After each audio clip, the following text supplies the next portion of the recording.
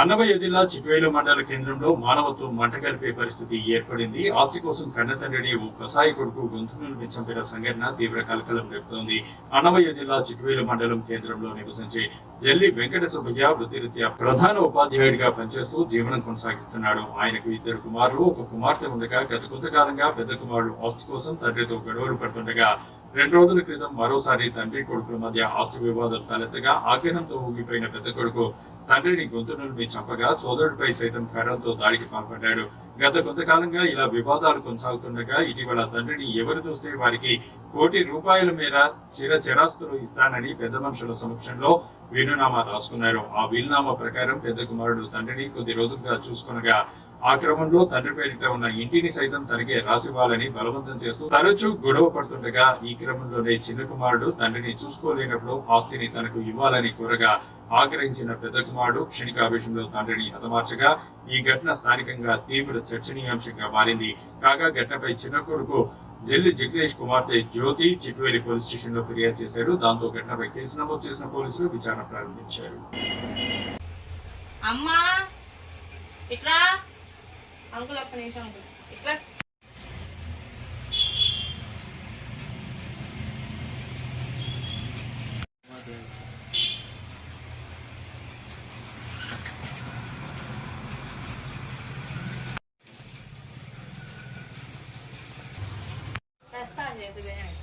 బండి తీసుకురా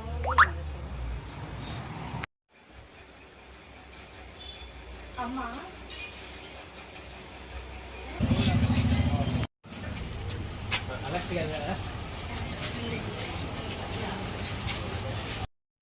ఆ నెలకు మా నాన్న వచ్చేసి మా అన్న సాకురాడు అని తీసుకొని వచ్చినారు. చిన్నగా ఒక్కొక్కటి లాక్కుంటా వచ్చినారు. తర్వాత చిన్నగా వెనకాల ఇల్లు ఒకటి ఇరిపించుకున్నారు. కొన్నాళ్ళు సాగుతానని తీసుకొచ్చారు. బాగానే ఉన్నారు, బాగానే చూసుకున్నారు, బాగానే పెట్టారు, అన్నీ బాగానే చేశారు.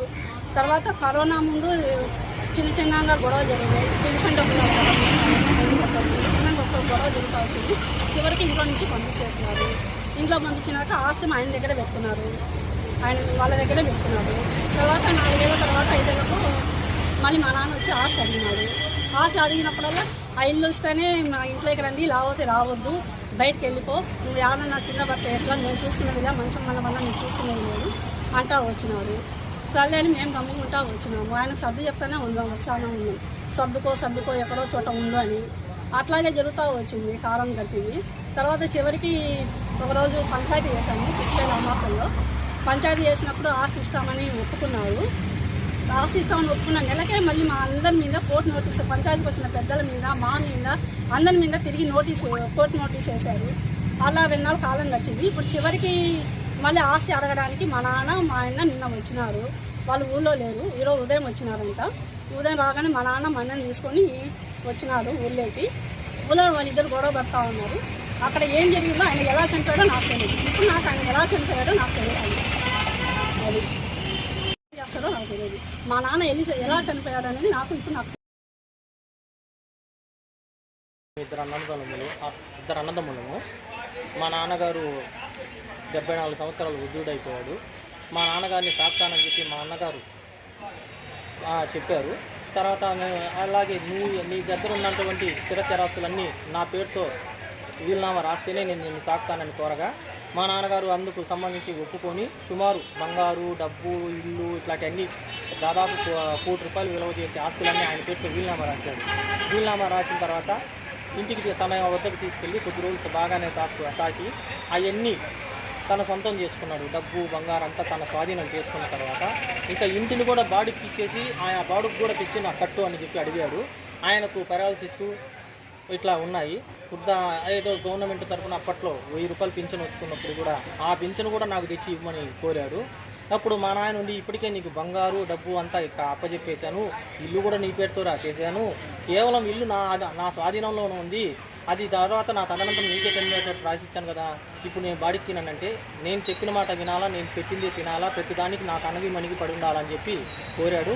ఇదేందిరా నువ్వు నన్ను ఏమైనా ఊరక సాపుతున్నావు, నేను ఎన్ని చేయడానికని అని కోరగా నువ్వు నన్ను ఎదిరిస్తావని చెప్పి ఇంట్లోంచి మెడబెట్టి ఒకసారి గెంటేసిన తర్వాత సరే నా ఆస్తి నాకు ఇమ్మని చెప్పి కోరగా కొద్ది రోజులు ఆగు నేను ఇస్తానని చెప్పి ఆయన 3 సంవత్సరాల నుంచి ఆయన యోగక్షేమాలు చూడకుండా తర్వాత ఆయన సంబంధించిన డబ్బు బంగారు ఆయన కోటి రూపాయల ఆస్తి ఆయన తిరిగి ఇవ్వకుండా 3 సంవత్సరాల కాలం గడిపారు.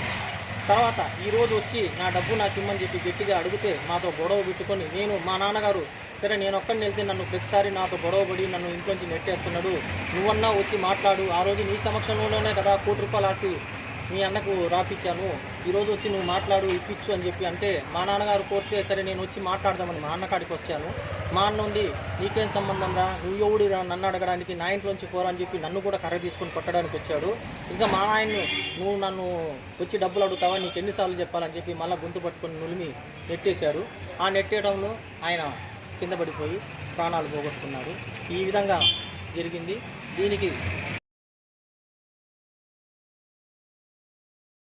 6/6/2025 ఉదయం సుమారు 9:30 ప్రాంతంలో మన చిట్వేలు టౌన్ నందు మెయిన్ బజార్ వీధిలో ఉన్నటువంటి టీచర్ వెంకట సుబ్బయ్య వాళ్ళ తండ్రి పెద్ద వెంకట సుబ్బయ్య మరియు వాళ్ళ తమ్ముడు జగదీశులు నెల్లూరు నుంచి వచ్చి వాళ్ళ కుటుంబానికి సంబంధించి ఆస్తుల విషయాలలో పరిష్కారం కోసం మాట్లాడుకుంటుండగా వాళ్ళ తండ్రి గారైనటువంటి పెద్ద వెంకట సుబ్బయ్య ఒక్కసారిగా కుప్పకూలిపోవడం, అతన్ని హాస్పిటల్ తీసుకుని పోతే అక్కడ ట్రీట్మెంట్ చేసి డాక్టర్లు చనిపోయాడని చెప్పి నిర్ధారించడం జరిగింది.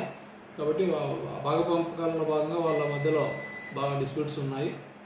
ఈరోజు అవి మాట్లాడుకుంటూ ఒకసారి ఆయన కుప్పకూలిపోవడం జరిగింది. దాని మీద వాళ్ళ మైదుకూరులో ఉన్నటువంటి వాళ్ళ కుమార్తె జ్యోతి ఇచ్చిన ఇప్పుడే కంప్లైంట్ ఇచ్చారు. ఆ కంప్లైంట్ బేస్ చేసుకుని ఎఫ్ఐఆర్ చేసి ఆయన మరణానికి గల కారణం ఏదో డాక్టర్ల పోస్ట్ మార్టం తర్వాత ఏ విషయం ఏంది తెలియజేయగలుగుతాం. ఒంటిపైన ఏదన్నా బ్లడ్ కానీ గాయాలు కానీ ఉన్నాయి సార్? ప్రస్తుతానికి మనకు